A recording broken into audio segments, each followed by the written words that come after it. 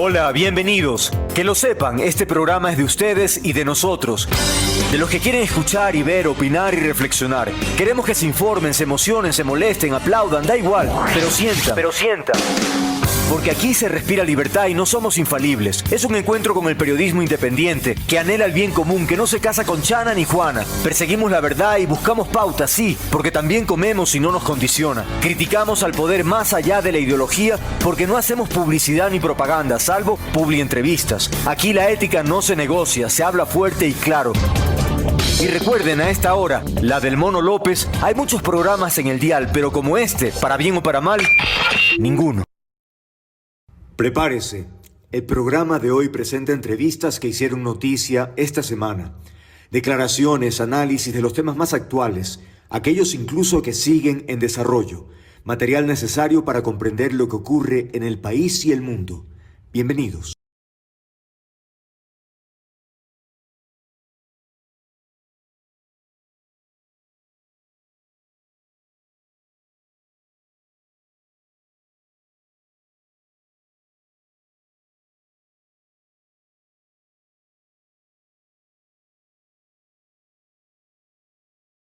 Bien, vamos a dar inicio a nuestra agenda informativa y también le damos la bienvenida a nuestro invitado. Decíamos, se trata del ingeniero Iván Rodríguez, exministro de Energía y Minas, a quien hemos invitado. Gracias, Iván, por estar aquí. Leía la noticia en esta línea, ¿no?, que se acerca ya la época seca y el gobierno espera alquilar 260 megavatios por 259 millones de dólares. Antes de ir a otros detalles, me gustaría puntualmente, solo con esta afirmación, tú dices, ¿es una contratación onerosa o está bien dentro de lo que significan los negocios eléctricos? Bienvenido, buenas tardes. Muy buenas tardes, gracias por la oportunidad. No tengo mayor información, pero para efectos de análisis, la generación térmica, cada megavatio es considerado $1.000.000, de tal manera que es más o menos el costo de comprar esa generación, sino que en vez de compra es alquiler, de tal manera que no es el mejor precio. Sin Claro. embargo, a mí lo que me preocupa no es exactamente el precio en ¿Ya? este momento, sino que estaba producto pues de esta generosidad que has tenido de entrevistarme, estaba leyendo el plan de operación del Sistema Nacional Interconectado y consta en el punto 11 que debió haber estado hasta el 30 de abril de este año los 260 megavatios en Pascuales. Y estaba observando que algunos de los temas que debieron haber estado ya funcionando no han podido desarrollarse por diferentes circunstancias. Es decir, lo que realmente es preocupante es que no alcancemos a tener esta generación y que tengamos nuevamente los apagones. De tal manera que si sigues tú haciendo lo mismo, vas a tener los mismos resultados del año pasado, de este año, a menos que hagas cosas diferentes, ¿no?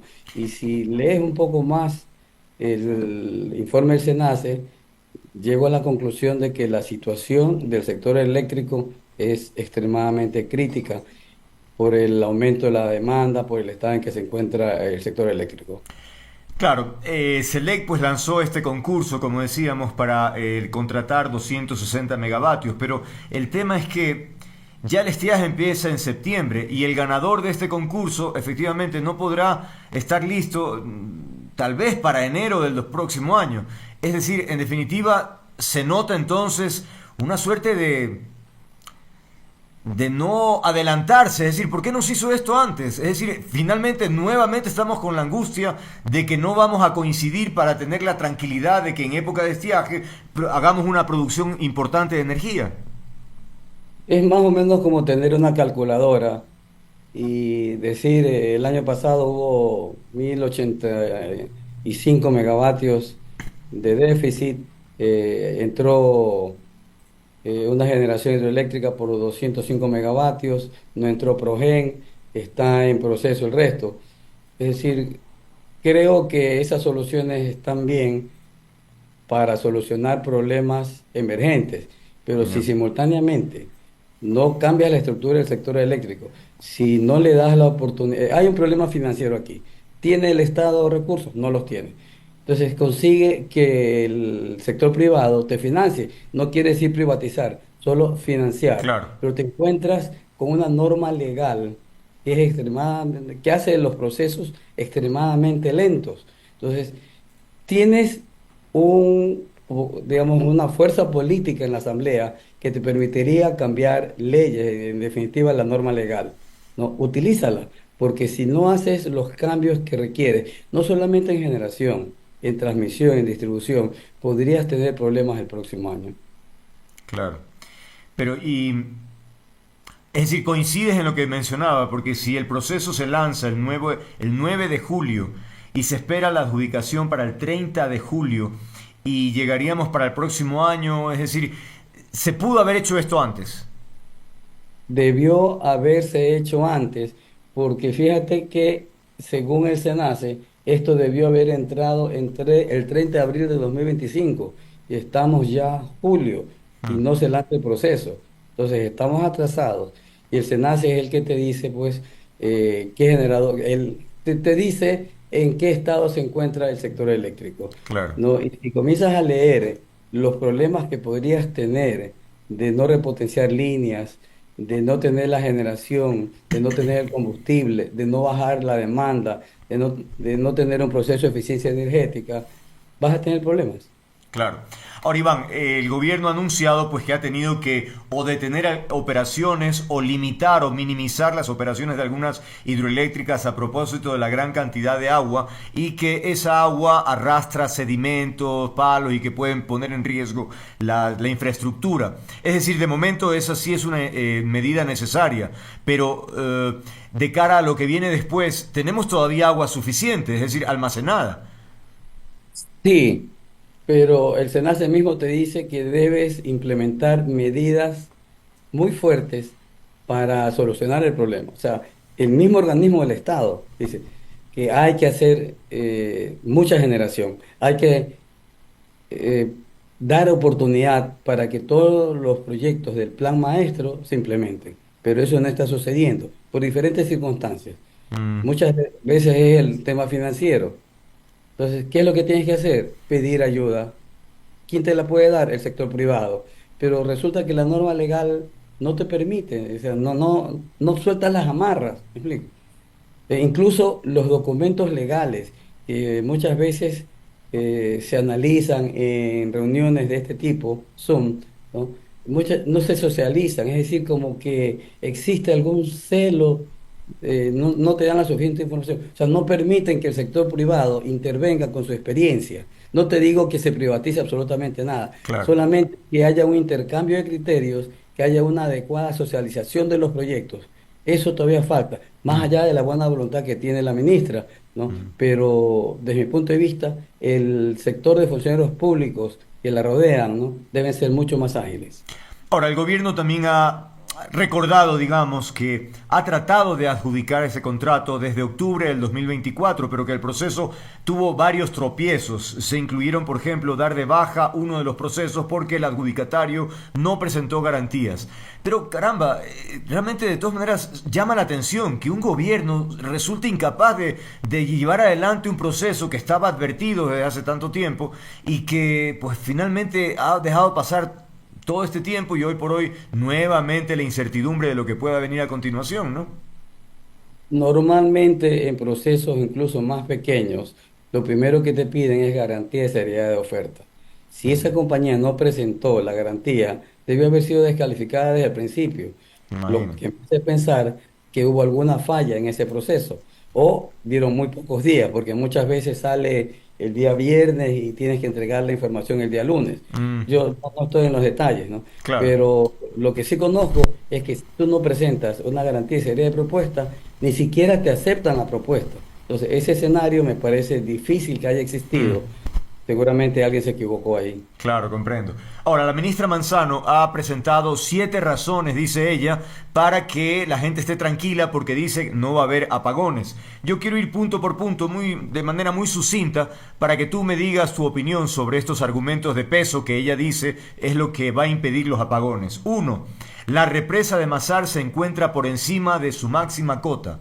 ¿Tú qué dices? Eso ayuda, es un buen punto, Ojalá que incluso el SENACE indica que uno de los temas importantes es que el nivel del envase de Mazar esté muy elevado, de tal manera que es Ok, absolutamente válido. perfecto. El segundo, Coca-Cola Sinclair está operacionalmente bien. Sí, eso es correcto. Sucedió hace poco, la turbulencia del agua hizo que haya que hacer mantenimientos y eso está fuera de las manos de cualquier funcionario Claro, público. Es un buen punto. Es decir, si Coca-Cola funciona, no tenemos muchos problemas, claro. porque el problema no solamente es generación, el problema también es transmisión y distribución. Y también dependemos de que Colombia nos venda en su momento la energía que vamos a requerir Claro, claro. y que no fallen las plantas térmicas, que no Ujú, falle el combustible. claro. Uf, algunas variables, pero bueno. Dice el siguiente punto, en lo que va del año, dice que se han recuperado 409 megavatios. Sí, pero yo no sé en qué estado se encuentra todo el parque térmico. De ahí Ok. que yo en más de una ocasión, y aprovecho la oportunidad que me das para sugerir que se haga un análisis de la situación de todo el parque térmico, porque el año pasado había más de 400 500 megavatios que tienen más de 40 50 años de obsolescencia, Upa. de tal manera que ya vale la pena hacer un diagnóstico del estado en que se encuentra el parque térmico, dar de baja todo aquello que debes dar de baja y contratar nuevas plantas térmicas, sea gobierno a gobierno, etcétera. Yo estaría pensando, sin mayor análisis, que tú puedes tener unos 400 500 megavatios de necesidad nuevos, ¿no? De tal manera que tengas la tranquilidad de que ese parque térmico no te va a fallar. Entonces, en este momento es bueno que se haya recuperado, ojalá que se pueda recuperar más, Mm, pero no sabemos si van a dañarse porque no conocemos el estado en que se encuentran. claro. El siguiente punto dice, en agosto de este año se iniciará el proceso de compra de energía para reforzar el sistema. Eso va a depender de terceros. Bueno, compra de energía, no sé si se refiere a Colombia o compra de energía o alquiler de barcazas, es decir, pero en todo caso, todo aquello que sirva para aumentar la oferta es bueno, Claro. pero como Siguiente. solución puntual, por eso te digo, ya es necesario a estas alturas del partido que tenga soluciones definitivas para no tener una calculadora de suma y resta. De acuerdo. Se mantiene el cuidado de la infraestructura hidroeléctrica y térmica. Bueno, no sé si debe ser complicado confirmar aquello o tener una información específica. Si no tienes los recursos necesarios es complicado, por eso te digo, haz un Mm, diagnóstico del parque térmico, consigue financiamiento gobierno a gobierno y haz de una vez las compras que necesitas hacer de aquí a 2 años. O sea, ujú. eso no se lo soluciona en un año. Dice que las líneas de transmisión de alta y baja tensión reciben mantenimiento continuo. Hay un problema en las líneas de transmisión, la alta cargabilidad. Hay algunas líneas que están al 100%. Entonces tú necesitas hacer infraestructura. Incluso el SENACE manifiesta que es posible que haya problemas de calidad de voltaje con el sector industrial. Entonces ahí la ministra debe aplicarse un poco y pedir ayuda al sector privado si es que no hay recursos del Estado, porque los informes del SENACE hablan de que tanto transmisión como distribución tienen muchas falencias. Ujú. Y el final dice, la planificación actual permite un equilibrio entre generación y demanda.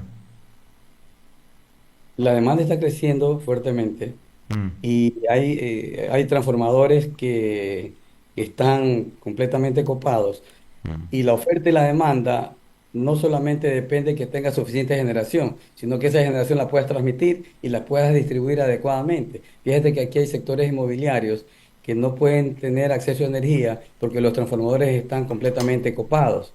De tal manera que tú necesitas replantear el sector eléctrico con más transmisión, con más distribución. Y la única forma, como yo lo veo, es con financiamiento del sector privado. Pero ahí tienes otro problema, que los estados financieros de las empresas públicas son malos.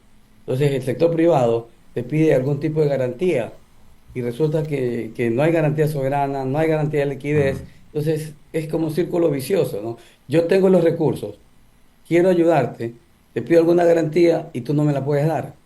claro. Ahora, de estos puntos que he leído, sin duda que tiene buena información o perspectivas, es decir, que son puntos positivos, pero vaya que hace falta desarrollarlos, ¿no? Es decir, que haya una explicación o transparencia en cuanto a los datos para que finalmente podamos estar más tranquilos, porque hay una serie de elementos que tú has dicho, bueno, pero es que falta tal cosa, o pero no me queda claro tal otra, es decir, todavía creo que un aspecto importante del gobierno es que debe mejorar la comunicación o la transparencia de la comunicación. Yo coincido contigo, y por experiencia propia digo que algunas veces los documentos que manejan sectores, los asesores del ministerio, del Arconel, no son conocidos y realmente no entiendo la razón. Hmm, La idea es, todos somos Ecuador, todos somos un solo país, todos queremos que el sector eléctrico funcione adecuadamente, ¿no? ¿Por qué no nos permiten conocer hmm. lo que están preparando, ¿no? Pero hay algún tipo de celo que yo no lo termino de entender.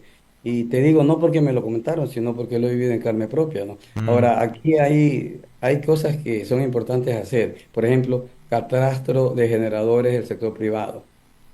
No está actualizado. Tienes ya. que bajar la demanda. Una manera de bajar la demanda es con luminarias LED. Eso está en proceso. Otra manera de bajar la demanda es paneles solares, ¿no? Yo doy una idea que alguna vez se la comenté a la ministra. ¿Por qué no permites que los sectores populares también accedan a paneles solares? ¿Cómo? Con la tarifa de dignidad. Entonces, si yo soy un usuario de 300 kilovatios hora en la costa, la tarifa de dignidad tiene una tarifa especial de 4 centavos el kilovatio hora y tú más o menos pagas menos de $10, ¿no? Pero debes consumir hasta 110 kilovatios hora en la sierra y 140 en la costa. Si tú le permites al sector que, digamos, popular, que instale paneles solares con algún tipo de subsidio, ¿no? Y si él tiene 300 baje a 100 kilovatios hora y los 30 o $40 que paga, pasará a pagar menos de $10, ¿no? Entonces tú vas a tener fácil, yo he hecho los números, más de 300 megavatios de disminución de demanda. Upa. ¿Qué es lo que tendría que hacer el Estado? Cambiar un poco la norma legal, flexibilizar esta tarifa de dignidad y permitir que cualquier usuario que baje usando paneles solares de 300 a 100 kilovatios hora tenga acceso a esa tarifa de dignidad. ¿Cuánto le va a costar al Estado el subsidio pues, de esa tarifa de dignidad? Hablando en millones de dólares, será 20, 30 millones de dólares. Pero en cambio, tú te ahorras 350 megavatios de demanda, que si tú lo pones a 1 millón por megavatio térmico, estás hablando que eso se paga solo, Claro, claro. absolutamente solo. Entonces, ese tipo de medidas las puedes implementar. O sea, no solamente piensas en aumentar la oferta, sino en disminuir la demanda. Y te doy una forma. Realmente el ahorro es increíble. ¿Y qué reacción tuvo la ministra? No lo...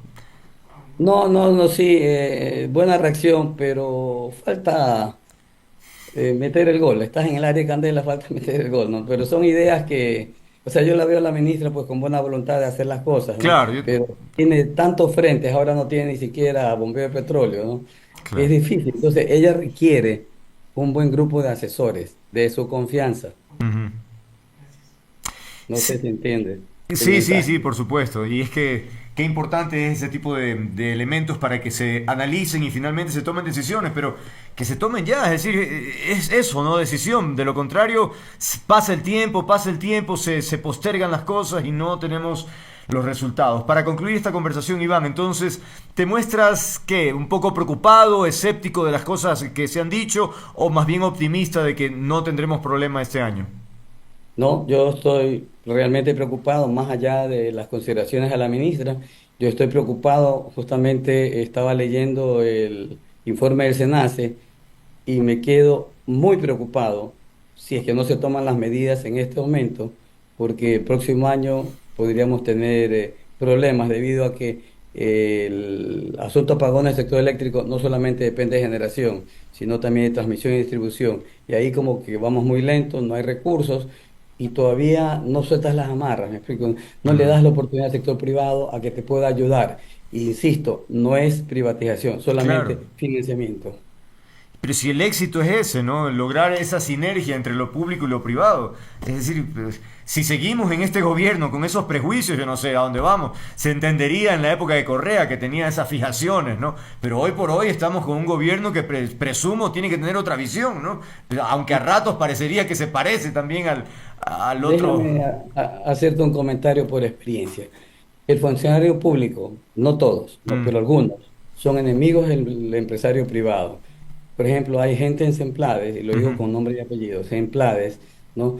Que los comentarios de ellos son: hazle la vida difícil al sector privado. Entonces, no se trata de que sea Noboa o Correa, sino que hay una mentalidad comprendo.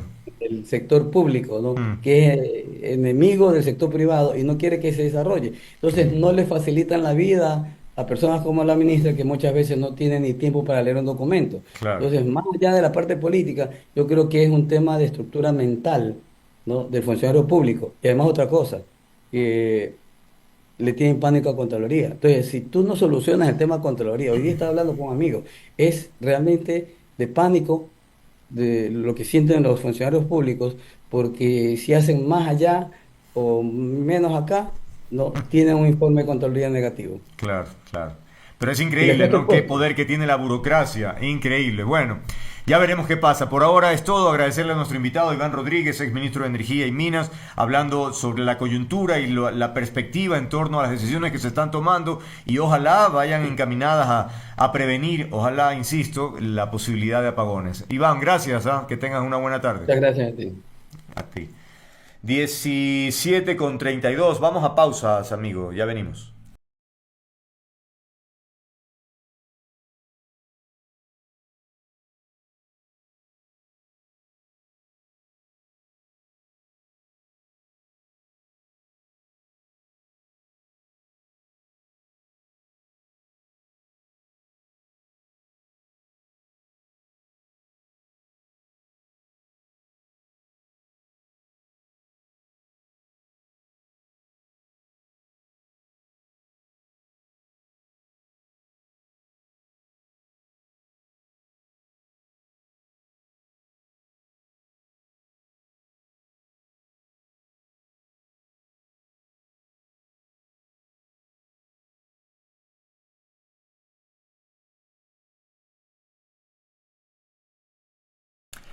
Diecisiete con 33, amigas, amigos, continuamos nuestra agenda informativa. Ahora nos interesa profundizar en un tema que realmente provoca sorpresa, indignación, preocupación, sin duda, porque vamos a hablar del Hospital Eugenio Espejo, que, como dice el titular que le hemos puesto, es un referente del Ecuador como una entidad de salud especializada, que tiene una trayectoria y un prestigio bien ganado a propósito de los años de trabajo y sobre todo los resultados para con los pacientes, insisto, por aquello que tiene que ver con la especialización. Sin embargo, de un tiempo acá el problema ha venido aumentándose y hoy por hoy se habla de una crisis. ¿Están nuestros invitados? Ah, ya, están acomodando técnicamente algún detalle. Digo que de un tiempo acá el problema en varios aspectos, tiene varias aristas de estos problemas, ha hecho que finalmente aterricemos en una suerte de crisis muy grave, ¿no? Nosotros le hemos puesto como que la entidad se encuentra moribunda, porque realmente si esto continúa así, pues la situación podría tener ya un desenlace realmente muy, muy, muy difícil. Hemos invitado, como decíamos hace un momento cuando empezamos el programa, ahí lo vemos en pantalla, a Manuel Gibaja, él es el jefe de la unidad de cuidados intensivos del Hospital Eugenio Espejo, y a Mercedes Almagro, ella es presidenta de la Asociación de Médicos también del mismo hospital. Gracias a los dos por participar aquí. El propósito de esta conversación es eso, un poco tratar de entender qué es lo que ha sucedido a través del tiempo que finalmente nos convoca en esta crisis a la que hacía alusión. Manuel, quisiera empezar con usted para poner un tanto los antecedentes, es decir, qué ha venido pasando, por qué finalmente nos encontramos en esta situación, porque no es de un momento a otro, ¿no? Es decir, qué ha sucedido a través del tiempo para que finalmente enfrentemos este tema y luego entramos ya en detalles de cómo se refleja esa crisis. Bienvenido. Buenas tardes a toda la audiencia. Muchísimas gracias, Andrés, por el espacio. Sí, efectivamente, esto no es de los últimos tiempos. Lamentablemente, ha sido una dinámica a lo largo de los últimos varios gobiernos, muchos ministros, el no brindar a un hospital, el hospital más grande del país, como es el Hospital Eugenio Espejo, de los recursos a los que se han comprometido a brindar para que su funcionamiento sea correcto. Y esto, como digo, se ha venido repitiendo siempre, ha sido un reclamo constante de los médicos del hospital, pero en los últimos meses esto se ha visto muy acrecentado. Hay ahora sí una crisis realmente muy seria, sobre todo presupuestaria, lo cual ha producido de que la atención en todos los niveles de hospital, en todos, esté atravesando, como usted dice, una crisis tan severa que corre el riesgo y de hecho algunos servicios del Hospital Eugenio Espejo han dejado de atender. Y estamos en esa situación y muy lamentablemente sin la respuesta de las autoridades máximas del gobierno ante la situación. Mercedes, ¿cuáles podrían ser esos síntomas más visibles que demuestren esa crisis que enfrenta en este momento el Hospital Eugenio Espejo? Bienvenida. Buenas tardes, Andrés, Manuelito, un gusto compartir con ustedes. Es importante que se conozca por los medios de comunicación esta crisis. Por ejemplo, en cardiología, los pacientes con infarto son remitidos a la red externa de salud y con costos altísimos, alrededor de 9.000, que podría costar un tratamiento con colocación de stents, le están cobrando al ministerio $12.000. Caramba. Uno de los ejemplos en que la crisis del hospital. Este momento tenemos angiógrafo nuevo y un antiguo que todavía funciona. Sin embargo, el material para esto no existe. Por tanto, esta es una... Vamos a llamarlo. Perdóneme, Mercedes, perdóneme, está mala la señal del internet, presumo, está saliendo entrecortado. Tal vez la vamos a llamar para que entonces la comunicación sea vía teléfono, pero la imagen manténgala ahí, salvo que no sé si está utilizando el celular. Ahí se ve el micrófono. Ahí está mejor, suena mejor. Vamos a Creo ver si... que donde se estaba sosteniendo el micrófono, el teléfono creo que estaba Ah, ya, ahí interrumpí. tapando el micrófono. Ahí está mejor. Sí, sí, ahí está mejor. Ojalá se mantenga así. Entonces, bueno, Ok. hablaba de que hay un tema específico del tema cardíaco, pues se sube el precio de una manera exorbitante, ¿no? Y en cuanto a la cantidad de pacientes que se atienden, ¿ha disminuido el número? ¿Hay algún registro? Bueno, el número de pacientes en consulta externa no ha disminuido. En el hospital se atienden alrededor de 1.200, 1.250 pacientes por día, Upa. pero en cuanto a los pacientes quirúrgicos, por ejemplo, está rebajado al 50%. Normalmente hay quirófanos que funcionan 12 horas y ahora están funcionando apenas 8 horas. Con esto se disminuye las cirugías programadas. Solamente se están operando las cirugías de emergencia. Ahí ya se disminuye la atención a pacientes que requieren tratamientos de resolución quirúrgica. Comprendo. Por ejemplo, nosotros tenemos en pacientes que tienen grandes lesiones fistulosas en la pared abdominal, un sistema que se llama depresión negativa, cuyo material lo teníamos hasta ahora. Este momento se terminó ese tipo de material y no sabemos cómo vamos a tratar a estos pacientes, tanto en traumatología, en cirugía plástica, en cirugía cardíaca, en cirugía general. Son Bien. cosas que ya se están terminando y entramos en la crisis. Okay. Más allá de esto, como ustedes conocen, ya los alimentos ricos en proteínas que son indispensables para la recuperación de los pacientes no hay en el hospital y se están dando dietas ricas en hidratos de carbono, retrasándose la recuperación de los pacientes. Este momento tenemos una provisión de lácteos hasta fines de julio y ya no hay nuevos contratos que se hagan para los siguiente periodo anual.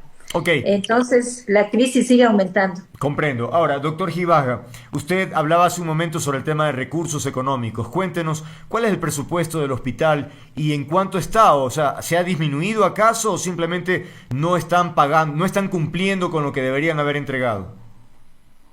Efectivamente, Andrés, este es un contexto muy importante. Del año 2024, el presupuesto para el Hospital Eugenio Espejo estaba asignado algo más de 100 millones de dólares. Ok. Para el año 2025, la asignación fue de 79 millones y un poco más, es decir, hubo una disminución del 28% del presupuesto.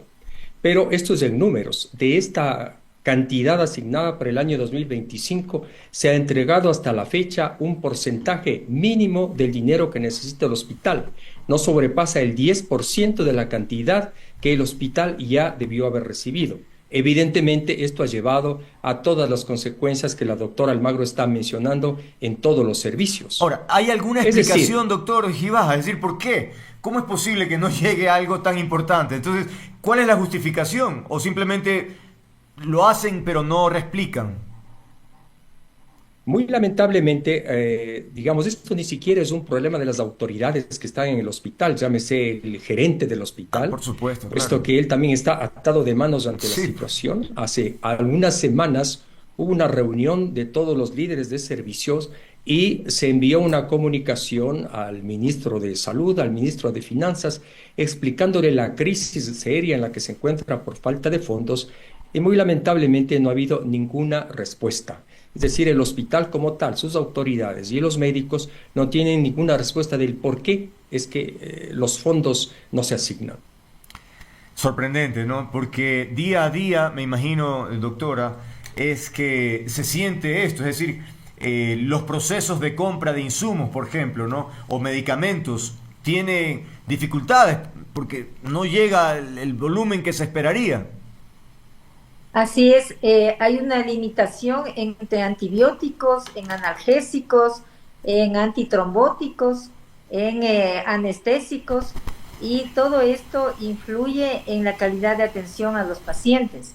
Usted sabe que hasta el 12 de junio, el hospital había elaborado procesos de compra alrededor de 535, con un costo aproximado de 40.500.000 dólares, y esto no ha sido asignado. Entonces, este proceso de compras retrasa la provisión de medicamentos e insumos que permiten que el hospital funcione adecuadamente. Mercedes, Normalmente, perdona que le interrumpe, Mercedes, y los calderos ya funcionan porque leí una nota en que decía que habían dejado de funcionar. sí, los calderos se hizo un mantenimiento de emergencia y ya están funcionando. Ah, qué bueno. Estamos en eso, se superó esa crisis temporalmente porque estos calderos ya requieren cambio.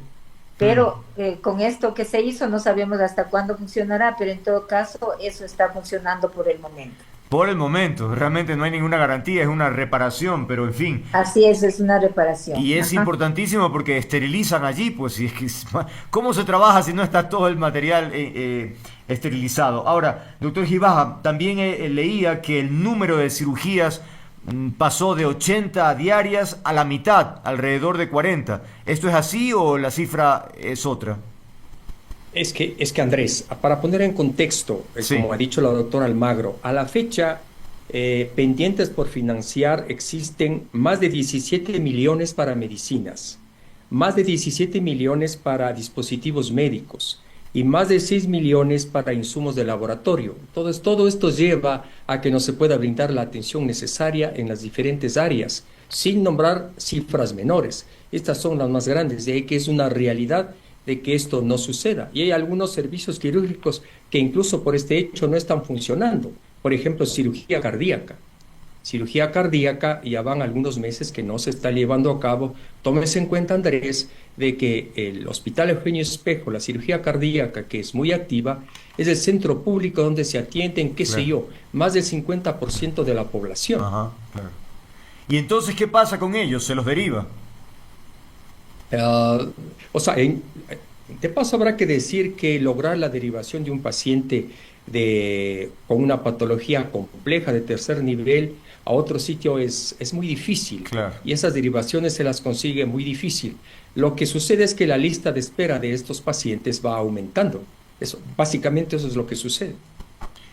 Caramba, pero estamos hablando de que el riesgo de muerte es muy alto entonces. Es decir, que su expectativa, si es que no tiene la posibilidad de derivar, ¿qué es? O su calidad de vida disminuye de manera importante, doctor Gibaja. Claro que sí. La doctora Almagro mencionaba que después de una tarea importante se ha habilitado un nuevo angiógrafo, pero el angiógrafo requiere de insumos para tratarse patologías vasculares cerebrales, un aneurisma cerebral, por poner un ejemplo, que a nivel privado es de un altísimo costo, Igualmente, el único hospital de la salud pública que un gran sector del país se hace ese tipo de tratamientos, están esperándose y así otro tipo. ¿Cuál es la consecuencia? Que en este plan de espera algunos de estos pacientes o empeorarán o incluso fallecerán. Eso pues sucede irremediablemente. Impresionante. Ahora, doctor Almagro, me pregunto cómo es el ambiente de trabajo en el hospital con semejante cantidad de problemas, porque todo el personal, desde el médico hasta quien trabaja limpiando pisos, en fin, tienen que tener una actitud positiva, digamos, para enfrentar las dolencias que significa atender pacientes, o sea, emocionalmente. Y si a eso se le agrega todos estos problemas, me pregunto, ¿cómo es trabajar en este momento en el hospital?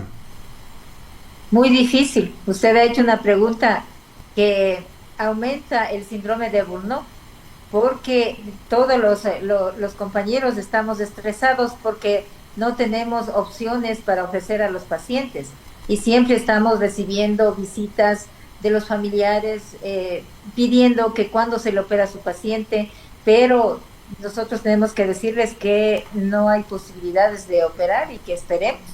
La lista de espera sigue aumentando y el problema es que los pacientes siguen agravándose. Entonces es una situación bastante crítica para el hospital en todas las especialidades. ¿Han considerado la posibilidad de expresar este tipo de problemas ya de manera pública? Lo han hecho, pero digo nuevamente o en fin, insistir, porque a ratos parecería no haber más alternativas, es decir, hay que romper el silencio, hay que decir las cosas en voz alta, porque no se puede poner en riesgo la vida de las personas, es que es algo tan elemental que yo no sé cómo es posible que no haya oídos de parte del gobierno, doctor Gibaja. Andrés, realmente para nosotros de alguna manera nos duele. Llevamos en el Hospital Espejo, en el caso de la doctora Almagro y yo, muchos años, décadas incluso. Nos duele que esto esté pasando y claro, no nos queda otra alternativa que salir a la opinión pública más allá de cualquier situación a manifestar esto. Y lo hacemos ante la poca respuesta que existe hasta el momento. Finalmente, como ha dicho, nosotros como médicos en el día a día tratamos de salir adelante, de superar la situación, pero a llegar un momento donde esto no tenga ninguna solución. Y volviendo a agradecer el espacio, Andrés, queremos de que haya una respuesta, cualquier respuesta, que nos digan exactamente cuál es la situación, a qué atenernos, pero nos angustia de que no exista una respuesta. Eso aumenta más la situación de zozobra en la que se encuentran el Hospital Espejo y los hospitales de la salud pública del país, no vale de paso decir. Claro. Doctor Almagro, decíamos hace un momento, el doctor Gibaja hacían anotar que se trata de un problema que se arrastra desde hace muchos años. De hecho, leía que hay un proyecto postergado por 8 años que tiene que ver con la ampliación de la unidad de cuidados intensivos. Es decir, si eso no se ha hecho, que se necesitaba hacer hace 8 años, me pregunto cómo está en este momento ese sector. Claro, el proyecto, como bien lo conoce Manuelito, Andrés, este proyecto lo tenemos desde hace tantos años y se ha hecho una evaluación previa, que es apenas el estudio, y para ese presupuesto, que es muy alto, no sabemos cuándo lo van a dar, que es una cuestión indispensable para las 400 camas que tiene, 430 camas que tiene el hospital. Sin embargo, la crisis no va solamente en cuestión de medicamentos, insumos, que ya lo hemos dilucidado en este momento, sino que también va en la falta de recursos para contratar personal médico, de enfermería, de limpieza, para las ampliaciones que se han hecho.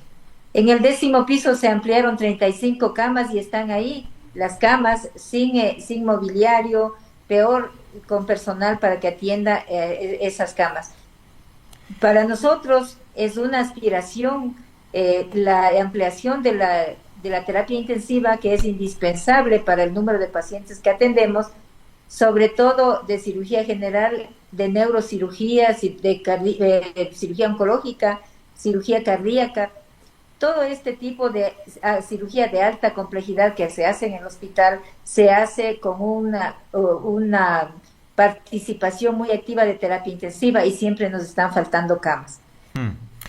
Sería indispensable que se dé el presupuesto necesario para esta ampliación, porque la Constitución exige a los gobiernos de turno que den el presupuesto necesario para la salud. Es un derecho que está en la Constitución y que en este año se ha violentado este derecho porque no se ha dado el presupuesto necesario para que funcione no solo el Hospital El Joven Espejo, sino todos los hospitales del sistema de salud. Ya que si no hay en los hospitales de segundo nivel atención adecuada, todos llegan al Eugenio Espejo y nosotros estamos desbordados de pacientes y no tenemos recursos para responder. Ahora, doctor Gibaja, si evaluamos el gobierno actual, que está en el poder más de 2 años, me pregunto, y han tenido varios titulares de la cartera de salud, me pregunto, ¿ha habido un momento de acercamiento, otro de distancia, o en términos generales no han tenido, digamos, un contacto o no han sido receptivos el gobierno desde el inicio? Es decir, quiero entender un poco cómo ha sido el comportamiento del gobierno. Tal vez por una situación de inseguridad le han dado prioridad a otros temas, no lo sé. O desde el principio ha sido esta misma actitud. La verdad, Andrés, que hasta donde yo conozco no se ha logrado un acercamiento directo con la serie de ministros que hasta el momento pues se ha nombrado. Muy lamentablemente se ha hecho varios intentos. Y como le comentaba hace unos momentos, el último intento era ¿no? El de solicitar de manera urgente y comedida, pero firme a la vez, de que se dote del presupuesto urgente que necesita el hospital, pero definitivamente no hay una comunicación directa. La comunicación existe básicamente con la gerencia, la dirección médica. Ellos pues nos comentan cómo está la situación, pero definitivamente no se logra llegar a las máximas autoridades. Entiendo en este caso más es finanzas que salud, pues no soy un experto en el tema, pero no ha existido lamentablemente esto. Ahora, doctor Almagro, y en cuanto a contratar personal, no sé, médicos, especialistas o enfermeras, en fin, ¿cómo se manejan? ¿Se mantienen con lo que están hace algún tiempo o no sé, o se ha podido incrementar? Porque vaya, el número de pacientes es importante, ¿no? Se ha incrementado en ciertos servicios, pero la necesidad del hospital es mayor.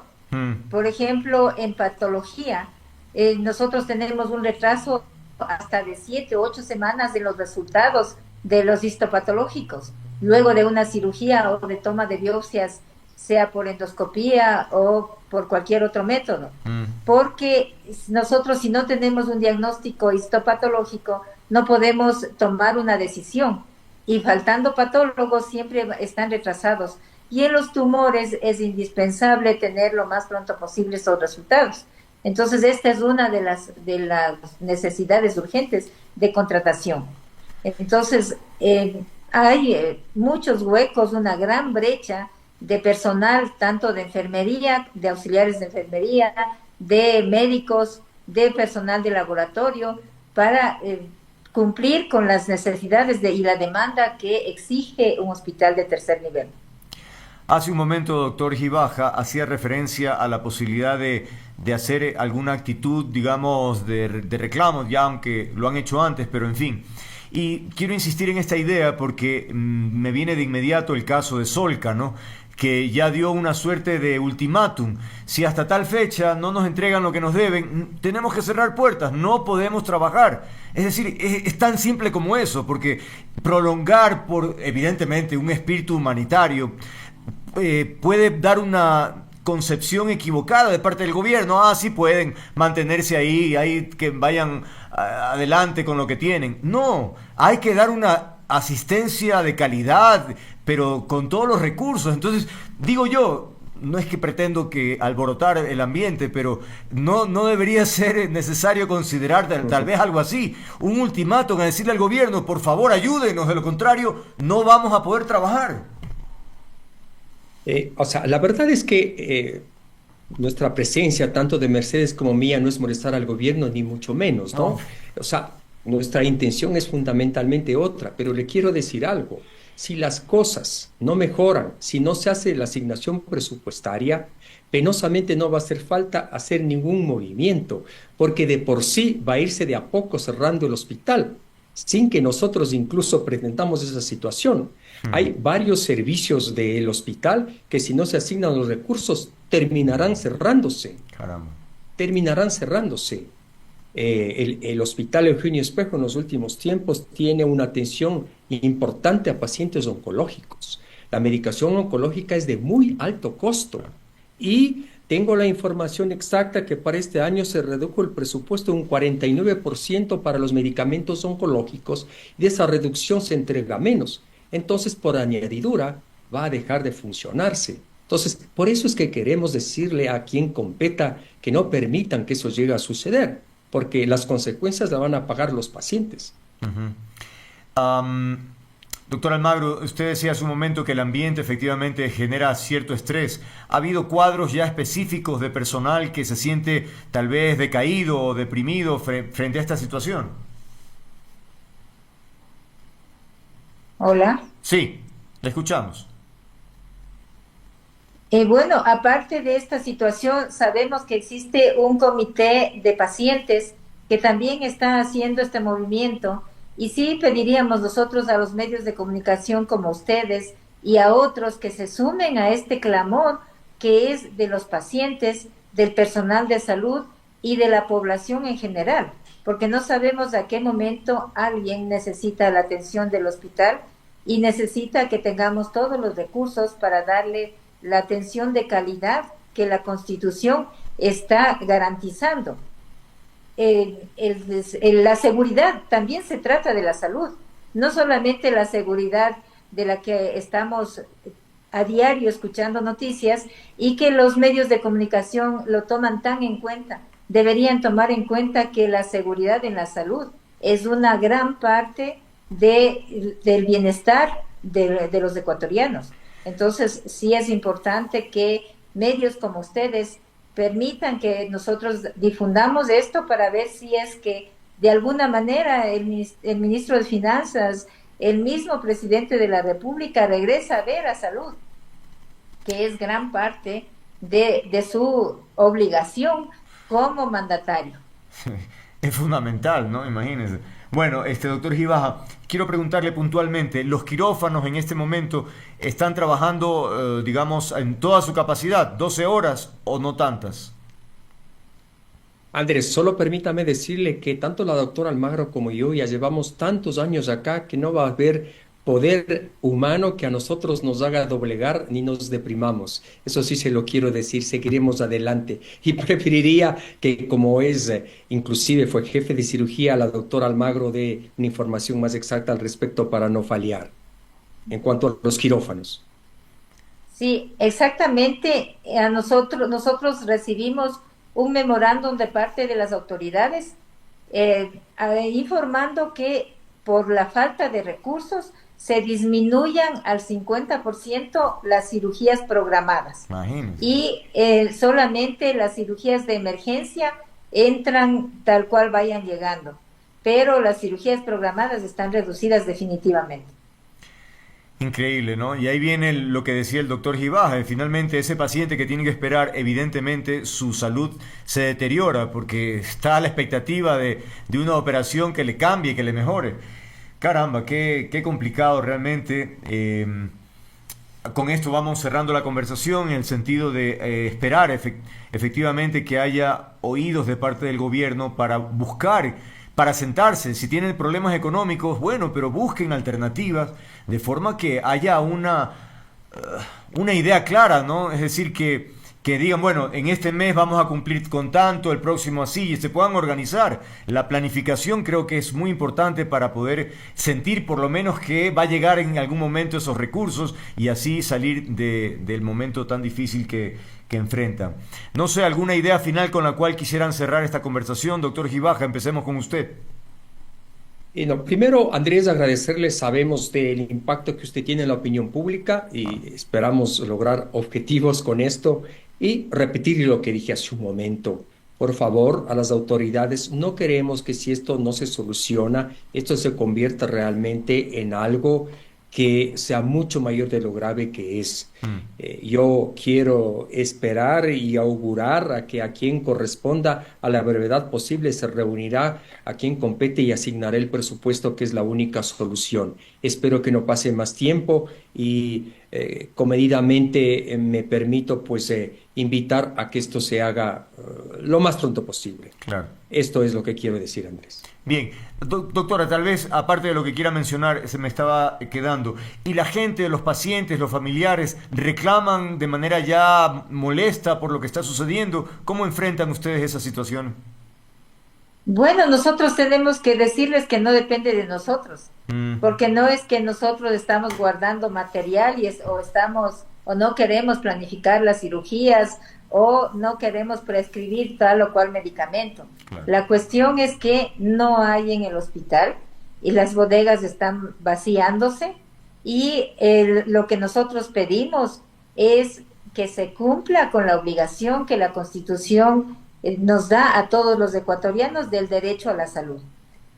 Y para que haya derecho a la salud tiene que haber asignación presupuestaria, no solamente para el Hospital Eugenio Espejo, sino para todo el sistema de salud, porque está siendo afectado todo tipo de pacientes, pacientes crónicos como los oncológicos, los insuficientes renales, pacientes con problemas neurológicos, pacientes con problemas de hernias que no se pueden operar, todos este tipo de pacientes. La obesidad es otro problema de los pacientes que traen un montón de consecuencias metabólicas. Claro, claro. Entonces, son todos los pacientes que acuden a nuestro hospital que requieren este presupuesto.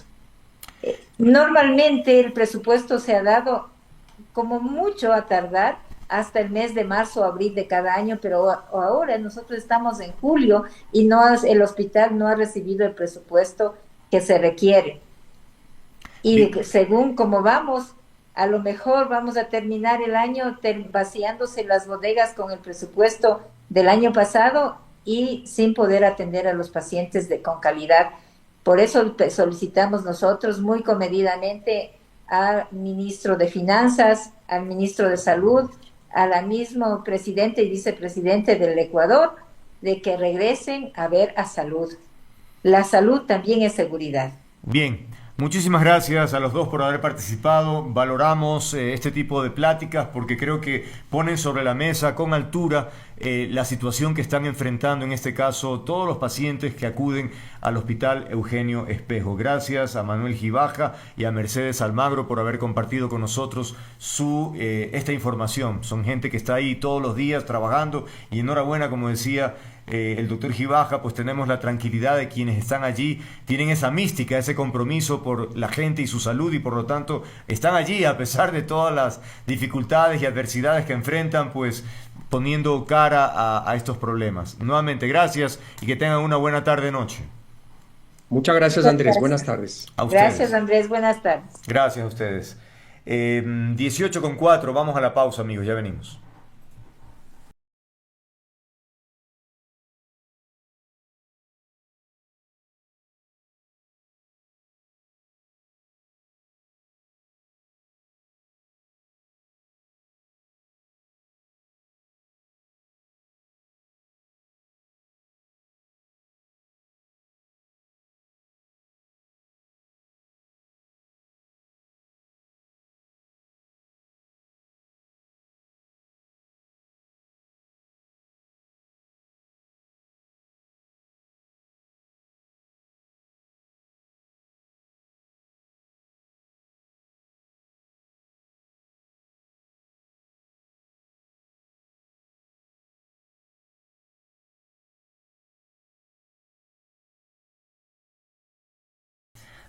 vamos a empezar entonces, ahora sí, con nuestro primer invitado. Lo vemos ya en pantalla, a quien agradecemos su presencia. Juan Manuel, gracias por estar aquí. A ver, decía que últimamente, de manera esporádica, pero de todas maneras hace unos días hubo un foro internacional en donde el expresidente Moreno tuvo unas declaraciones haciendo alusión a su experiencia. Y bueno, como que se está configurando esta imagen de que, caramba, él, no sé, fue una víctima, o que estuvo tapado los ojos, o que sufrió un lapsus que no sabía lo que ocurría alrededor suyo, y que de pronto despertó y decidió echar todo abajo. Y yo no sé si sea tanto así. Tengo mis reparos, sin duda. Entonces, esta convocatoria tiene por propósito poner en su sitio, digamos, evidentemente ciertas cosas muy importantes de la gestión de Moreno, pero también no olvidar otras, ¿no? Entonces, cuando decimos ciertas cosas importantes, la ruptura, por ejemplo, es lo que más se menciona, ¿no? Es decir, que en un momento determinado, vaya usted a saber por qué motivos internos de Moreno, finalmente decide marcar distancia del grupo que lo llevó y que eran sus aliados, sus hermanos del alma, que quería cabalgar con Correa. Siempre tenía esa ilusión, ¿no?, de contarle a sus nietos que él cabalgó junto a Correa en una campaña titánica, ¿no? Pues bueno, eso se revirtió absolutamente. Ese es un primer punto positivo, Juan Manuel. Bienvenido. Gracias, Andrés, un saludo a la audiencia. Sí, efectivamente, sobre las motivaciones internas que tuvo el señor Moreno para romper la línea que había venido manteniendo con la Revolución Ciudadana en general y particularmente con Correa, eso quedará en el plano del misterio. Claro. Él y probablemente algún círculo cercano lo sabrá. Pero tenemos hechos objetivos que sí podemos analizarlos y juzgarlos. Uh-huh. Y ciertamente en el proceso que ha terminado no con la desaparición del correísmo, sí con la Revolución Ciudadana como denominación, porque vemos que en las últimas elecciones fueron finalistas y que incluso hoy tienen, a pesar de una serie de tropiezos que develan una crisis, mantienen un número muy importante de legisladores, lo que quiere decir que el correísmo sigue ahí. Sin embargo, fundamentalmente en lo que implicó esta suerte de aislamiento político parcial de la principal figura, que es Rafael Correa, y de paso el romperle las piernas a este señor que es la caja negra del correísmo, que es Jorge Glass. Es indudable que el señor Moreno, cuando ejerció la presidencia, tuvo un rol importantísimo. Y esto porque en un país como el nuestro, en donde no existe una independencia auténtica de funciones, sin lugar a dudas, el rol que juega el presidente de la República en las otras funciones del Estado termina siendo determinante, porque de no haber mediado ese proceso de consulta popular que terminó con una renovación del Consejo de Participación Ciudadana, el nombramiento de autoridades, entre ellos de la fiscal Salazar, con seguridad que no lo teníamos a Rafael Correa en la condición actual, porque hay que reconocer, Correa no está acá en el país y no es presidente por mérito de la oposición política, porque la oposición política le achicó la cancha, sino porque hay una sentencia judicial y hay otros procesos que le colocan en la condición de un condenado penalmente inhabilitado para ejercer la función pública y además en calidad de prófugo este momento. Claro. Y en ese sentido hay que reconocer que la voluntad política del señor Moreno, sin lugar a dudas, fue determinante para que ese proceso pueda desarrollarse. Ok, ahora, pero retrocedamos un poco en el tiempo, porque en este discurso que dio el señor Moreno, era así un recuento de lo que fue el inicio del correísmo a propósito del interés de hacer una constituyente, y él ironiza con esto, ¿no? Dice, una constitución lindísima, colmada de derechos, centenares de derechos, pero casi ninguna obligación. Luego se refiere al Consejo de Participación y dijo, pues ahí trataban de hacerlo democrático, pero básicamente fue para sus intereses. Y concluye, se acabó el Estado de Derecho en el Ecuador con el tema del Consejo de Participación. Entonces, ahí es donde yo digo si el señor Moreno habrá sufrido de algún problema más que físico, mental, o tuvo problemas para hablar, porque ¿dónde estuvo y por qué no dijo nada? Si él vivió 10 años esa estrategia, ese régimen. Entonces, es un poco, no sé si contradictorio o cómo calificar un discurso de esas características cuando él fue parte absoluta de ese proceso.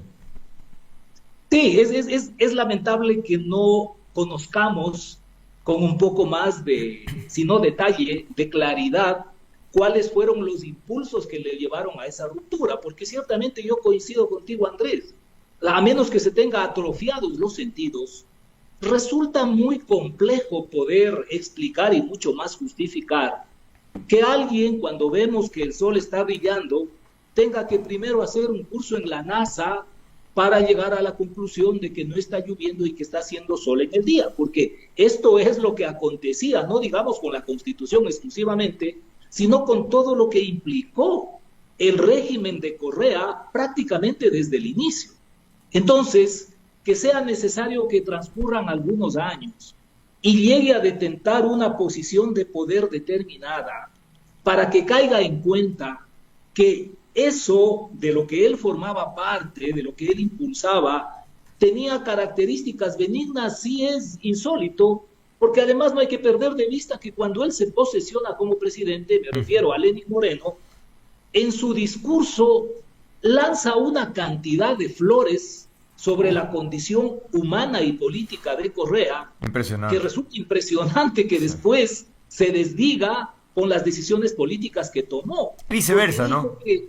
Sí, porque dijo que un hombre de esa estatura política se da cada 100 años, y qué suerte para el país de haber tenido a un Rafael Correa. En esto hay que ser intelectualmente honestos para con objetividad determinar que sí, hay que reconocer esa voluntad política que la puso de manifiesto para encaminar ese proceso que terminó finalmente evitando que la impunidad siga siendo el manto que cubría parcialmente al correísmo, pero eso de ninguna manera puede llevarnos a la desmemoria, perdiendo de vista cuál era la actitud del señor Moreno cuando sí formaba parte como binomio, no solo en términos de candidato, sino de ejercicio del poder con Correa.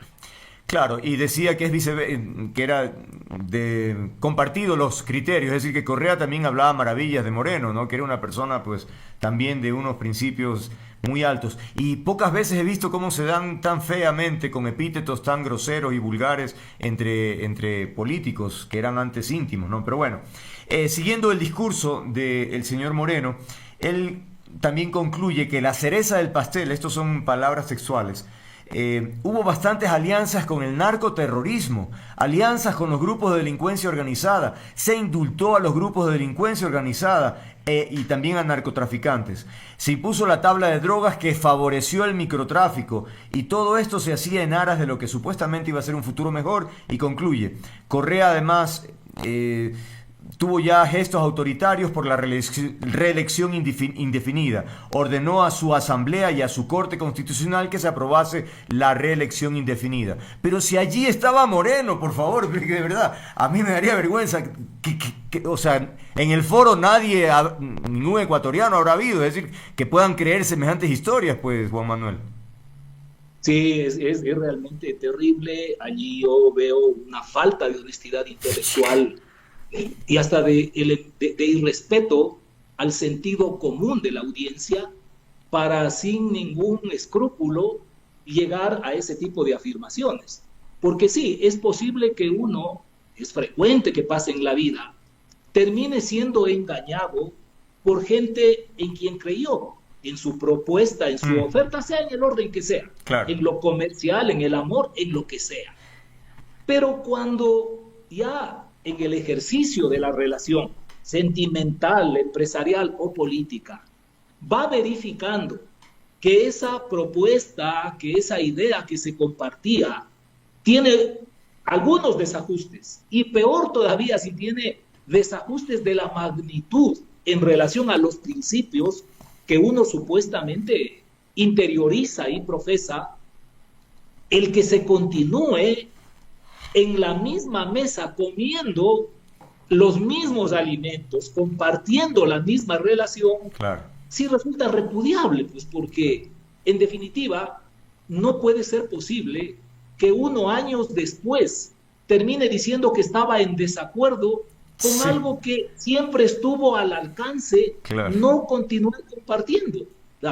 En ese sentido, reitero, resulta incluso una suerte de ofensa Total. al sentido común de la audiencia plantear las cosas en esos términos. Ok, una de cal y una de arena para que no diga que nos estamos ensañando. Claro, también hubo una sensación muy positiva cuando él se posesiona porque, por ejemplo, elimina las odiosas sabatinas, ¿no? Entonces, evidentemente hay un cambio, hay un alivio, un respiro. Hubo mucho más tolerancia para la crítica.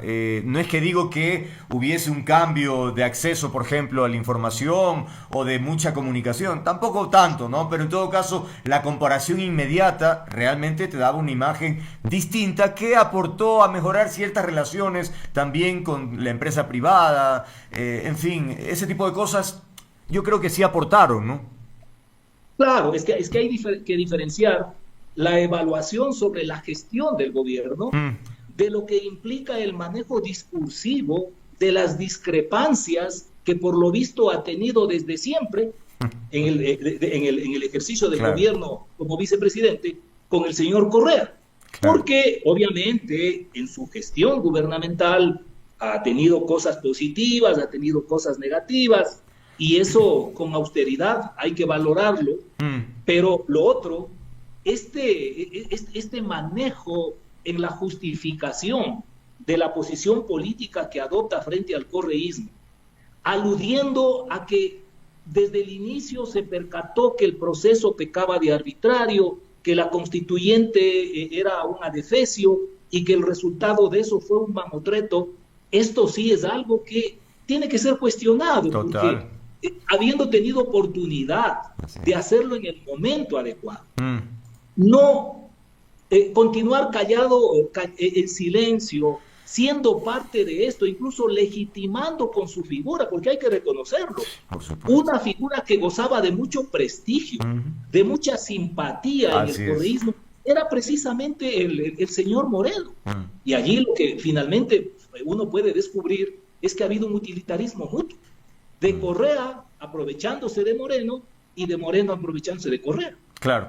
Ahora, él siempre ha dicho también que él aceptó a regañadientes ser candidato presidencial, que no era su intención, que él vivía también en el exterior, con sueldos que no sabemos muy claramente también, o de dónde sacaron ciertos inmuebles costosos, pero bueno, más allá de eso. Pero entonces, al aceptar, se pensó tal vez que su gobierno podría tener la impronta de una suerte de transición, es decir, preparar el camino para que el país recupere la estabilidad democrática tan golpeada por el autoritarismo del correísmo. Pero no fue así, es decir, él también tuvo gente muy cercana durante ya su gestión a correístas, por lo tanto no parecía que la ruptura hubiese sido tremendamente profunda, sino que sí se distanció del líder máximo, pero tuvo a su entorno, equipo totalmente correísta también, ¿no? A mí me parece que del lado del correísmo se asumía que el gobierno de Moreno iba a ser una continuidad del correísmo, pero en términos más de forma, quiero decir, más respetuosos, más tolerantes, incluso hasta más chéveres, menos agresivos, menos autoritarios. En el otro lado, me parece que desde el inicio nosotros teníamos serias dudas de que pueda revertirse esa situación. Sin embargo, cuando ya empiezan los primeros atisbos del distanciamiento con el correísmo, asumimos que efectivamente iba a considerar, así como debió haberlo hecho Lasso, que ese era un gobierno de transición, claro, para pasar de un régimen autoritario que desinstitucionalizó al país, claro, a un espacio democrático distinto que requería una reconstrucción arquitectónica de la institucionalidad del Ecuador, y allí es donde tanto Moreno como Lasso quedaron debiendo, porque no entendieron el rol que les correspondía históricamente en ese momento. Sí, sí, no, de acuerdo. E incluso yo mencionaría al presidente Palacios también en su momento, que se hablaba de que él asumiría el poder en función de una transición, pero él no. También optó por vivir la grata experiencia en la presidencia y todas las cosas que trae aquello, ¿no? Pero bueno, ¿qué más tengo aquí anotado? Bueno, se menciona que pudo haber habido una suerte de cambio en el ambiente social y político con el presidente Moreno, ¿no? Mayor libertad, bueno, ya tolerancia lo mencioné, la reprofesionalización de algunos ministerios como finanzas, gobierno, cancillería, es decir, como que se pensó en nombres ya un poco más de peso, no tanto subordinados en la época de Correa, sino que gente que pueda tener criterio propio y que pueda gestionar, porque evidentemente Moreno tampoco es que tenía mucho interés en la política, ¿no? Sabemos que es una persona que no, y eso no es criticable, simplemente su vocación no era precisamente aquello, pero fue ideal como binomio de Correa porque hacía una dupla interesante entre lo político y lo social. Pero bueno, entonces, cuando él llega, como que se le da más importancia también a nombres que hagan política en sus ministerios. Bueno, me parece que el gran problema de personajes como Moreno es que no son animales políticos. Claro. Y que incluso a veces el ocupar ciertos espacios de poder termina siendo una carga fastidiosa.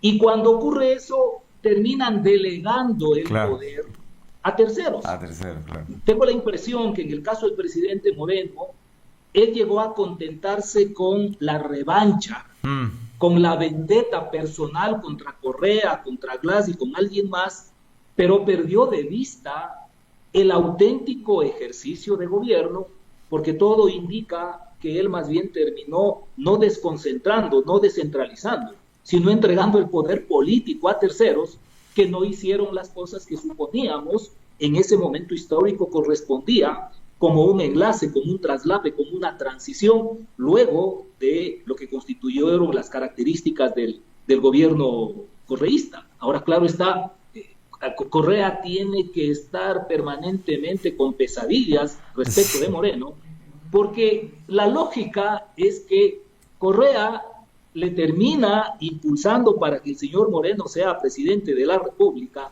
con esa misma lógica que cuando alguien que es presidente de una junta directiva le deja encargando a alguien mientras sale a orinar. Claro. ¿No? O cuando alguien le deja encargado mientras sale de vacaciones, porque recordemos, en esa época la elección era ilimitada.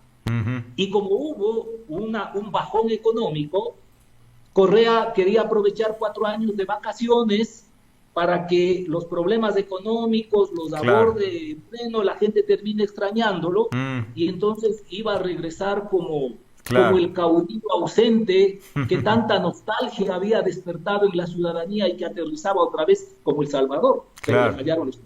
Claro, totalmente de acuerdo. Y bueno, y de hecho eso se reflejó en la gestión de Moreno, porque hubo episodios políticos que no fueron muy atinados.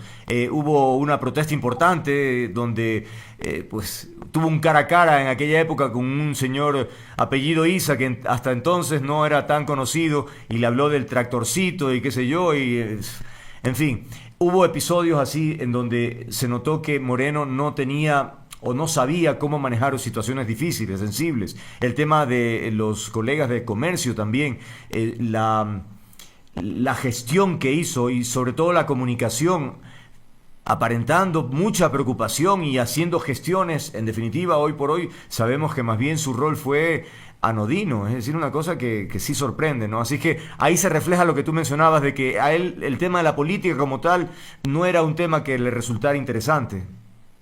No, pues y lo peor fue ese capítulo que en lo político marcó el epílogo de ser humillado públicamente en cadena nacional por dirigentes indígenas. O sea, en el análisis político responsable es hasta elemental que no se le puede someter a un presidente de la República al riesgo del escarnio. Te comento, Andrés, cuando nosotros estuvimos en el Ministerio de Gobierno, en el régimen de Lazo. El señor Leonidas Issa, a través de sus operadores, pretendió hacer lo mismo en las reuniones de la CONAIE, que condicionaba a que estén 500 delegados y a que se transmita esto en vivo. O sea, era una locura, era una irresponsabilidad si nosotros como parte del Ministerio de la Política hubiésemos aceptado semejante disparate. Pero resulta que en cambio, en esas condiciones tan críticas que atravesaba el país, y más aún de fragilidad del gobierno, el haber aceptado el riesgo de someterse a esa suerte de escándalo lacerante público, realmente reflejó un nivel de análisis y de manejo político indigno de alguien que está en ese nivel de gobierno. Claro, es muy elemental, pero el problema es que tampoco le interesaba, porque alguien podría decir, bueno, si no tiene la preparación, fórmate, asesórate, métete en la onda, pero no, él vivía feliz con su onda y punto, ¿no? Estamos concluyendo y entonces quería consultarte, en definitiva y como conclusión de lo que hemos conversado, ¿merece Moreno una placa de bronce en la historia de la nación, alguna página con filos de oro, con esta imagen de héroe y salvador de la patria,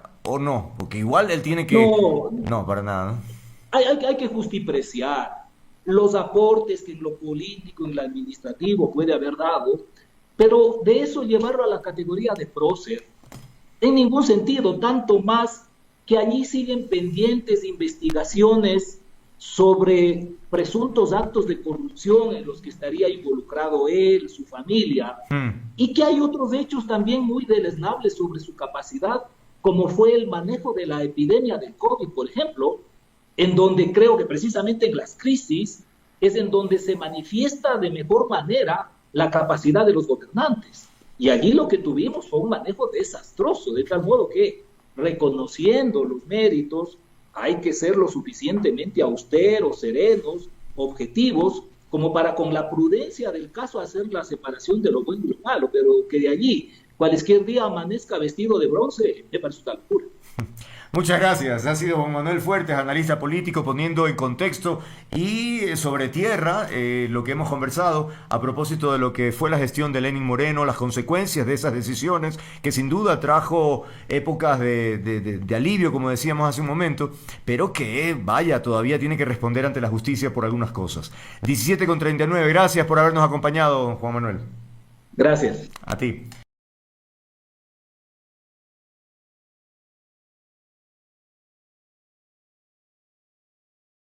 Bien, tenemos ya a nuestro invitado.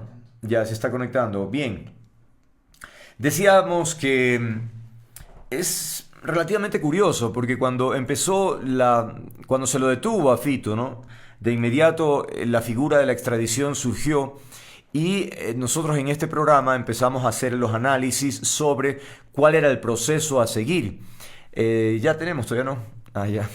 Quiero que ya esté, pues, para que escuche la introducción. Entonces, ahí lo tenemos ya en pantalla a nuestro invitado, Nino Casanelo, abogado penalista, a quien le damos la bienvenida. Gracias, Nino, por estar aquí. Bien, decía, ¿si me escuchas, Nino, por si acaso? Sí, fuerte y claro. Muy buenas tardes, Andrés. Un saludo a la audiencia también. Gracias, igualmente, ya. Bien, decía que apenas ocurrió este episodio, tuvimos aquí especialistas para tratar de desglosar cuál era el proceso, ¿no? Y la mayoría de los especialistas decían que el proceso de extradición no era rápido, que era más bien medio tortuoso por todos los protocolos a seguir y qué sé yo. Que evidentemente había que ver si es que él aceptaba de manera voluntaria o lo rechazaba el hecho de ser extraditado, porque había una diferencia importante, ¿no? Finalmente sabemos que él aceptó y por eso se llama, creo que simplificada, ¿no? Un proceso de extradición simplificado, porque es mucho más expedito, porque él expresó su voluntad de aceptar el tema. Entonces, luego de este proceso que ha sido, insisto, rápido, la Corte Nacional de Justicia finalmente menciona que Estados Unidos ha presentado las garantías pertinentes sobre la extradición y por lo tanto remite al presidente Noboa para que él o algún ministro finalmente ponga su rúbrica aceptando todo el proceso para que este sujeto se vaya. Es decir, estamos ya en la última parte, Nino, bienvenido. Sí, muchísimas gracias. Efectivamente, ¿no? dentro de toda la especulación inicial, tomando como referencias trámites más engorrosos a nivel internacional, ¿no? Porque para el Ecuador, salvo el caso del ciudadano que no se acogió a la extradición voluntariamente, no había un precedente de extradición con anuencia, ¿no? Podemos parangonarlo con el caso de Joaquín El Chapo Guzmán, ¿no? De Joaquín Guzmán Loera, que duró varios meses hasta el momento en que fue extraditado allá por el año 2017 hasta su juicio en el 2019. En este caso, al facilitar la vía y dar su anuencia al proceso, más aún asesorado por quien va a ejercer su defensa técnica Claro. una vez que llegue a Estados Unidos, lo único que faltaba en la sentencia o lo que teníamos a la expectativa de conocer era, primero, las garantías del gobierno americano, señalando que no va a ser sometido a tratos crueles y vejatorios, y de otra parte, y tal vez principalmente, el hecho del aplazamiento de las condenas acá del ciudadano Macías Villamar, ¿no? Ahora, con la sentencia favorable, efectivamente el trámite lo que dicta es que se ha remitido al Ejecutivo. El Ejecutivo va a dar, digamos, va a emitir el decreto que formaliza el acto extraditorio y lo va a remitir a los departamentos de extranjería, en este caso a la Cancillería, para que coordinen con el Departamento de Estado americano y se pongan de acuerdo en, digamos, el traslado del ciudadano Macías Villamar, que va directo a el Estado de Nueva York, a una corte federal. Lo que significa que es una corte federal significa que los cargos que le han imputado son a nivel federal en la justicia americana, ¿no? Son cargos de conspiración para tráfico de drogas, conspiración para tráfico de armas con finalidad de tráfico de drogas. Me parece que el último es lavado de activos. Entonces, ya se ha certificado que ninguno de estos cargos va a implicar para él una pena de muerte. Efectivamente, tal y como están, dan cuenta de una posible cadena perpetua, digamos, en bruto, en abstracto, pero todo apunta a que la línea defensiva del señor Macías es algún tipo de arreglo, ¿no? Que de corta data lo acabamos de ver con Ovidio Guzmán López, uno de los denominados chapitos, ¿no? En el trámite, digámoslo así, que adelantó la justicia contra él, en el que se habla de una supuesta traición a Ismael Zambada y otras cosas. Realmente ayer me parece que dieron la noticia de que ya abandonó la cárcel. Todavía no está muy clara cuál es la situación de acuerdo con Fiscalía, pero eso es a lo que te atienes cuando sales a través de un acuerdo. Este acuerdo obviamente implica información pertinente que él tiene que proveer para generar nuevas causas y probablemente tenga que ver, eso no nos debe sorprender en las próximas horas, algún acuerdo con trámites de ciudadanía para su familia cercana, ¿sí? Y hasta nuevas identidades para que vivan allá. Probablemente sea un trato al que el ciudadano Macías Villamar vaya a acceder en función de darle una vida tranquila a su familia y ver, pues, de acuerdo a las condiciones de la sentencia que le den, si a lo mejor tiene chance de eventualmente volver a estar en libertad, ¿no? Y evidentemente también el hecho de que esté allá, se esperaría que él dé información a propósito de todas sus relaciones, de forma que la justicia norteamericana tenga mayores elementos para perseguir o detener a personas que han estado involucradas con esa mafia.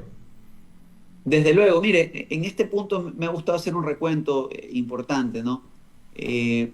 Fijémonos en algo. Desde inicios de este año ha sido progresivo, digamos, o increyendo la dinámica de golpe hacia el cartel de Sinaloa por parte de la administración del presidente Donald Trump, o de ataque, ¿no? Por una parte, el Departamento de Activos en el Extranjero determinó que el cartel de Sinaloa y otras organizaciones del Estado mexicano debían ser tratadas como terroristas. Se inmovilizaron activos de varios ciudadanos vinculados al cartel de Sinaloa. Al mismo tiempo, hemos visto este acuerdo al que se ha arribado, sin perjuicio que la operación empezó el año pasado antes de la administración Trump, pero este acuerdo al que se ha llegado con Ovidio Guzmán López. Hemos visto otros movimientos interesantes en las dinámicas de agencias del orden, como la DEA, como Homeland Security, de cara a la lucha contra el narcotráfico. Vimos los cargos que presentaron contra alias Fito unos meses antes de su captura. Entonces nos damos cuenta que todo apunta hacia una dinámica estructural del Departamento de Justicia a través de los trámites de delación o de cooperación eficaz y de casos con justicia negociada para desarticular en la medida de lo posible al cartel de Sinaloa, y esperamos que esto se replique para las otras estructuras que además tienen vínculos a nivel nacional, ¿no? Las delaciones de alias Fito probablemente tengan una alta incidencia a nivel ecuatoriano, con personas de la empresa privada, personas del sector público, altas dignidades, pero además creo que van a comprometer fuertemente otras dignidades en México, a empresarios y personas de la realidad mexicana.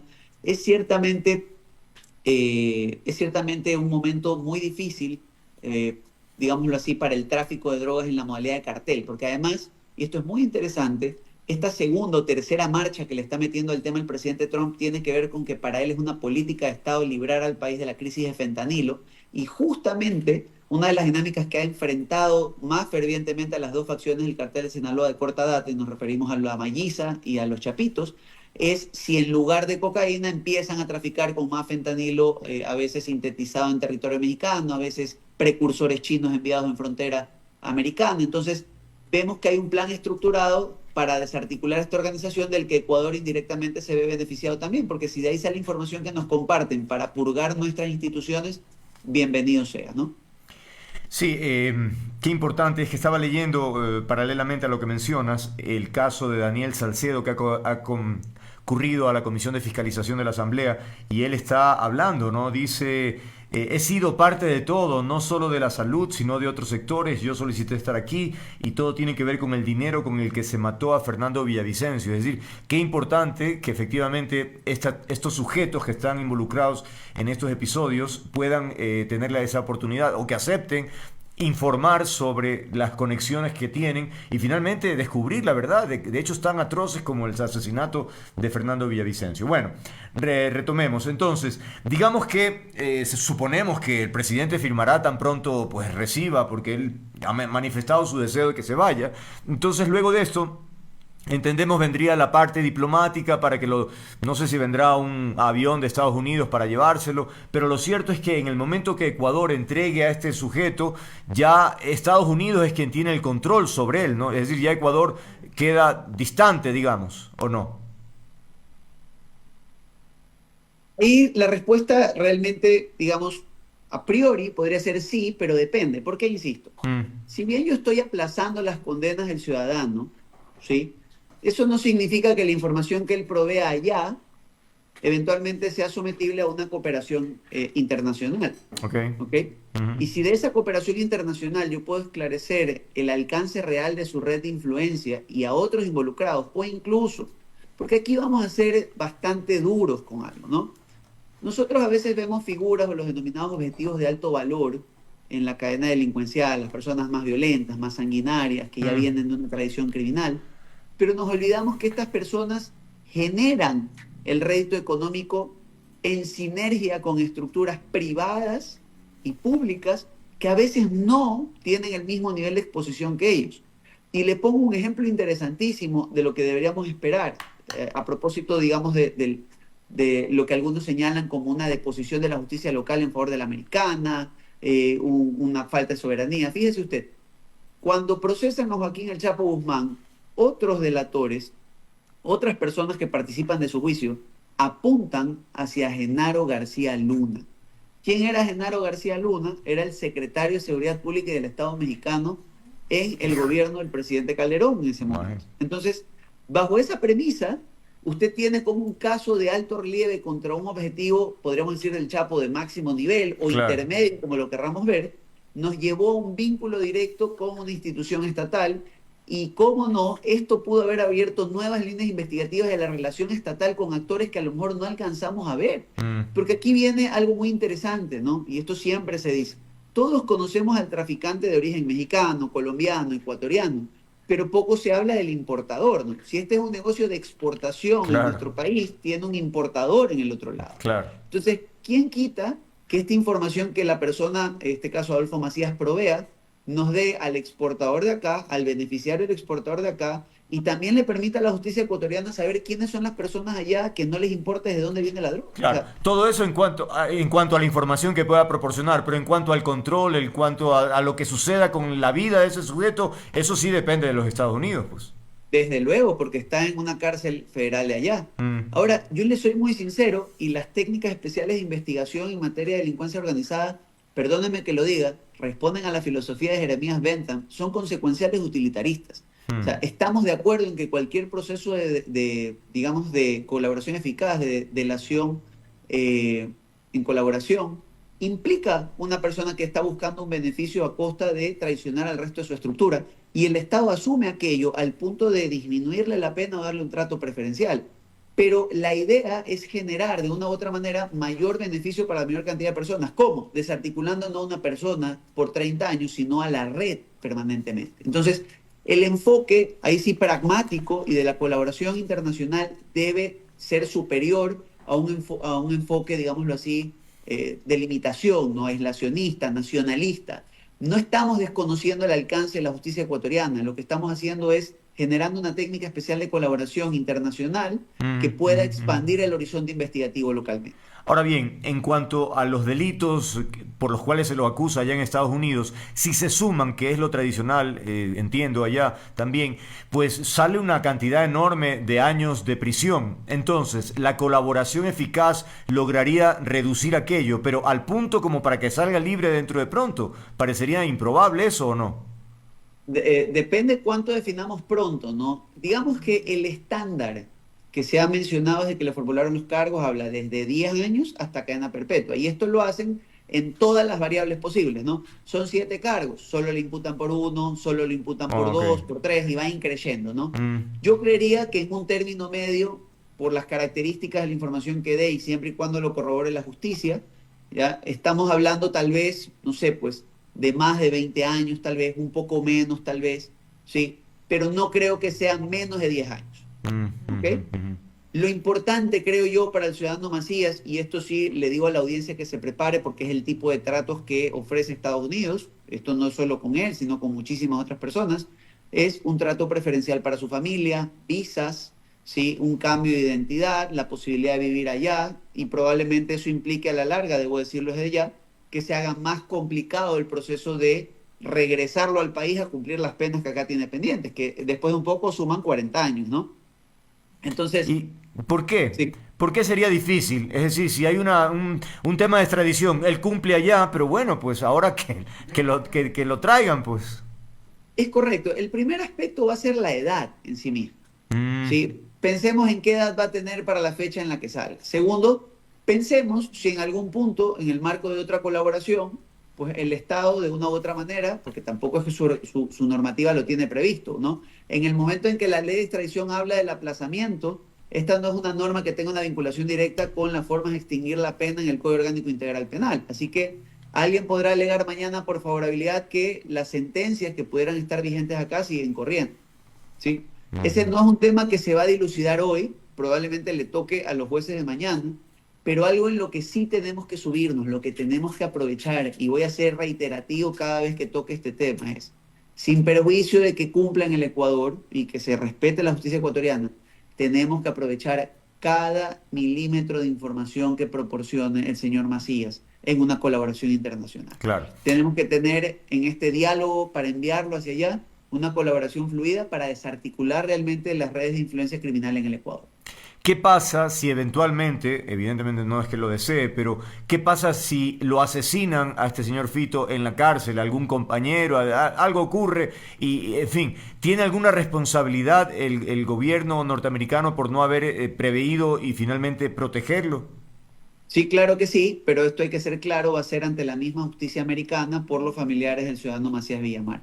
¿Por qué? Pues porque Estados Unidos, pese a ser uno de los grandes financistas del sistema interamericano de derechos humanos, no ha suscrito a la Convención Internacional de Derechos Americana. Por lo tanto, no es supeditable a la jurisdicción de la Corte Interamericana de Derechos Humanos en el plano internacional, por una responsabilidad estatal, ¿no? Pero sí, a nivel local tiene las acciones de daños y perjuicios y responsabilidad estatal por la falta de cuidado en este centro, ¿no? Eso es algo que asiste a los ciudadanos allá, a su familia, ¿no? Este es entonces un episodio que marca un hito para el país en cuanto a la posibilidad cierta de que estas personas que han cometido delitos internacionales finalmente cumplan esta condena ya, ¿no? Desde luego. Y aquí no voy a romantizar ni hacer apología, ¿no? Pero a veces el país está en un permanente estado de alerta o no hay, digamos, una situación que calce. Ahí sí voy a ser muy claro, ¿no? Si el ciudadano ha decidido colaborar y lo ha hecho en el marco de una conversación previa con las autoridades americanas, eso es en parte lo que se busca con la medida de la extradición, ¿no? Que la persona se sienta desprovista de las seguridades tradicionales. Y estamos hablando de una persona que se atrevió en 2 ocasiones a escaparse de cárceles de máxima seguridad en el país. Una persona que se sentía cómodo en la cárcel, claro, al punto en que llegó a filmar narcocorridos pues, en su celda. Sí, Entonces, sí. que hoy esta persona opte por deponer, digámoslo así, los guantes de la delincuencia, someterse a una colaboración y que nosotros podamos tomar provecho, aún si viene una decisión propia, más que con suspicacia, tiene que ser visto también como un triunfo de esta modificación de la consulta del año pasado. No es lo único, tenemos que seguir en la lucha económica y en otros frentes, pero ciertamente es un avance y quiero tomar las declaraciones del ministro Reinberg como ciertas, si es que la información de inteligencia le ha avalado aquello. Si es verdad que otros objetivos de valor intermedio y otros partícipes están ponderando la posibilidad de quitar sus operaciones de Ecuador o de salir porque se sienten perseguidos y ya no se sienten seguros con la extradición, pues era parte del efecto y bienvenido sea. Ujú. Estamos en la parte final, Nino. Me quisiera repetir una de las fotografías que pusimos durante la conversación, porque de verdad, solo voy a utilizar la palabra inapropiada por no decir otras cosas, ¿no? Pero me pregunto, ¿es pertinente a tu juicio que dos ministros estén agarrando a este personaje como si fuese un trofeo o como si ellos hubiesen tenido algún tipo de participación física en el operativo? Como, no sé, ¿qué opinión te merece aquello? Bien, en lo personal debo referir algo, ¿no? No es mi especialidad lo comunicacional, probablemente fue alguna sugerencia comunicacional, ¿sí? En el plano de las competencias, el ciudadano era un ciudadano prófugo que así fue recapturado para cumplir su sentencia, para atender un trámite de pedido de extradición eventualmente y también para enfrentar los procesos de fuga. Efectivamente hay que reconocer, y esto no es de hoy, hay un proceso largo desde el día en que se escapó, yo debo decirlo con honestidad intelectual, si bien pudo salir las primeras semanas del gobierno del presidente Noboa, hay que recordar que esto ocurrió apenas 2 semanas después, me refiero a la fuga de alias Fito, de que el presidente Noboa recambió a la cúpula policial de ese momento y que había ordenado su traslado a otra prisión. ¿Y por qué señalo esto? Porque esa fuga, más allá de que si traicionaron elementos o no de la fuerza pública, la confianza ciudadana permitiéndole la salida, porque hoy sabemos aparentemente que salieron vestidos de miembros de la fuerza pública, esa fuga supuso por un momento que alias Fito, que se había acostumbrado a manejar las cosas con habeas corpus, que nadie lo movía a su celda, no vio ese control vigente y se fue. Entonces, más allá de la fotografía, vimos que durante este año, y sobre todo en el último cuarto, con la operación Blanqueo Fito, lograron cerrar el círculo al punto de lograr esta captura. De una manera espectacular, si se quiere. ¿Por qué? Porque vimos que casi que amenazaron con la destrucción de un búnker donde aparentemente se escondía. Entonces, sin perjuicio de la euforia de la fotografía, de si es apropiado o no, creo que es innegable que hubo una participación directa del Ministerio del Interior y de Fuerzas Armadas en ir cercándolo.